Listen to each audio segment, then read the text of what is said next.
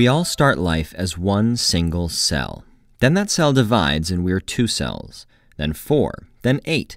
Cells form tissues, tissues form organs, organs form us. These cell divisions, by which we go from a single cell to 100 trillion cells, are called growth.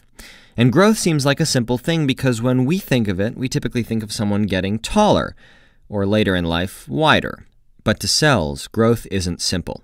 Cell division is an intricate chemical dance that's part individual, part community-driven. And in a neighborhood of 100 trillion cells, sometimes things go wrong. Maybe an individual cell's set of instructions, or DNA, gets a typo, what we call a mutation. Most of the time, the cell senses mistakes and shuts itself down, or the system detects a troublemaker and eliminates it. But enough mutations can bypass these fail-safes, driving the cell to divide recklessly. That one rogue cell becomes 2, then 4, then 8. At every stage, the incorrect instructions are passed along to the cell's offspring. Weeks, months, or years after that one rogue cell transformed, you might see your doctor about a lump in your breast.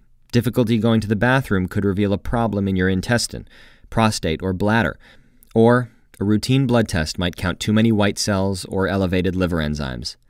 Your doctor delivers the bad news. It's cancer. From here, your strategy will depend on where the cancer is and how far it's progressed.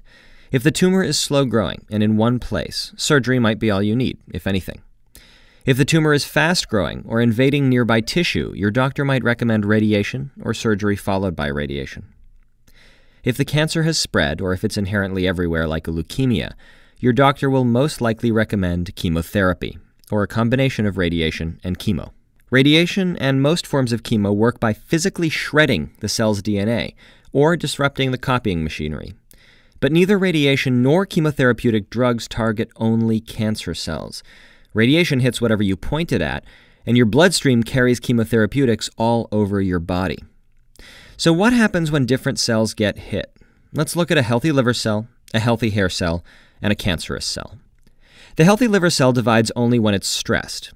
The healthy hair cell divides frequently, and the cancer cell divides even more frequently and recklessly. When you take a chemotherapeutic drug, it will hit all of these cells.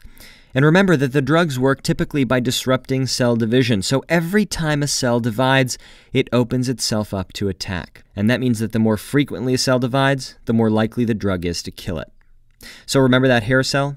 It divides frequently and isn't a threat. And there are other frequently dividing cells in your body like skin cells, gut cells, and blood cells.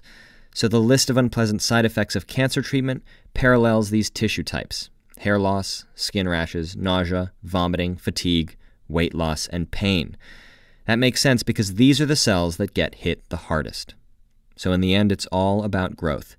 Cancer hijacks cells' natural division machinery and forces them to put the pedal to the metal, growing rapidly and recklessly. But using chemotherapeutic drugs, we take advantage of that aggressiveness, and we turn cancer's main strength into a weakness.